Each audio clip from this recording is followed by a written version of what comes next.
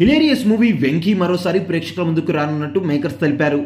పాత సినిమాలు ఎవరు చూస్తారులే అనుకోవచ్చు, కానీ ఈ మధ్య పాత సినిమాలే కొత్త సినిమాల కంటే ఎక్కువ వసూలు చేస్తున్నాయి. పోకిరి నుంచి మొదలు పెడితే జల్సా, చెన్నకేశవ్ రెడ్డి, ఖుషి, ఆరెంజ్, ఒక్కడు, సింహాద్రి లాంటి సినిమాలు రిలీజ్ లోనూ మ్యాజిక్ చేశాయి. కానీ ఆ తర్వాత అదుర్, శంకర్ దాదా ఎంబీబీఎస్ లాంటి సినిమాలు కనీస స్పందన కరువైంది. రిలీజ్ ల టైం అయిపోయింది, ఇక ఇలాంటి సినిమాను విడుదల చేసినా చూడర్లే అనుకున్నారంతా. కానీ తాజాగా వెంకీ సినిమాకు వస్తున్న రెస్పాన్స్ చూస్తుంటే మైండ్ బ్లాక్ అయిపోతుంది. రవితేజ హీరోగా నటించిన వెంకీ సినిమా 2004లో విడుదలై సూపర్ హిట్ అయింది.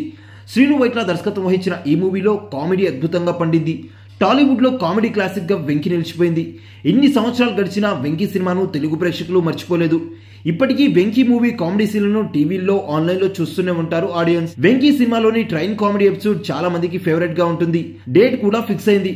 మాస్ మహారాజా రవితేజ ప్రధాన పాత్రలో దర్శకుడు శ్రీను వైట్ల దర్శకత్వంలో తెరకెక్కిన కామెడీ ఎంటర్టైనర్ చిత్రం వెంకీ మరోసారి వార్తల్లో నిలిచింది. 2004లో థియేటర్లో రిలీజ్ అయిన ఈ చిత్రం గతేడాది చివరిలో మళ్లీ విడుదలై ప్రేక్షకులను, అభిమానులు బాగా ఆకట్టుకుంది. ఈ చిత్రం మరోసారి రీరిలీజ్ కి సిద్ధమైపోయింది.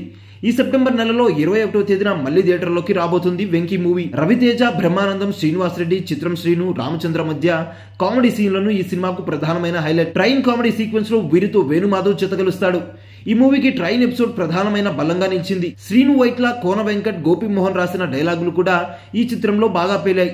వెంకీ సినిమాతో సంగీత దర్శకుడు దేవిశ్రీ ప్రసాద్ కు కూడా అప్పట్లో మంచి పేరు వచ్చింది.